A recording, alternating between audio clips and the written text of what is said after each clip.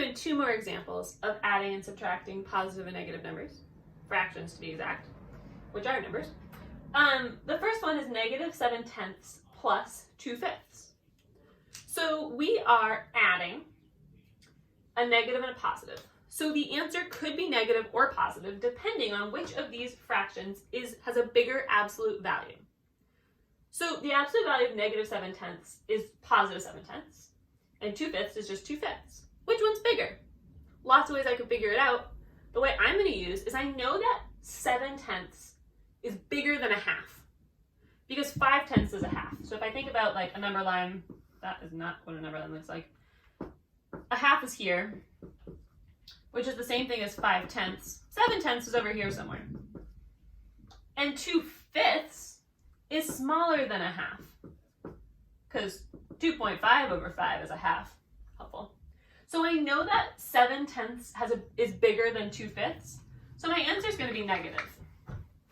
Now I have to actually solve it, and I'm going to do that by finding a common denominator.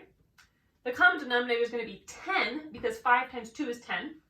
So it's going to be pretty easy. Negative 7/10 plus 5 times 2 is 10. 2 times 2 is 4 plus 4/10.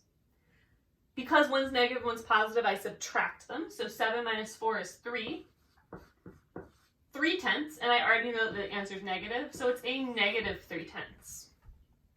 Done. Second one. Now we have negative 1/3 minus a negative 5/7.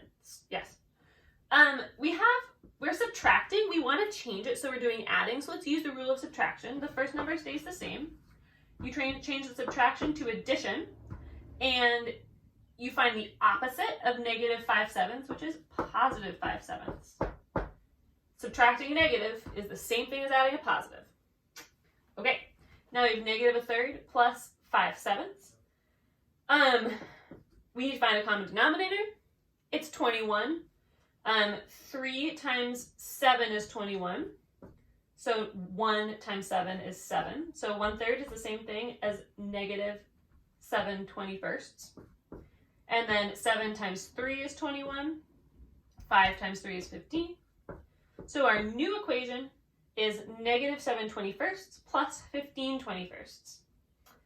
Because one's negative and one's positive, we are going to subtract them. 15 minus 7 is 8, yes. So it's 8/21. Is it positive or negative?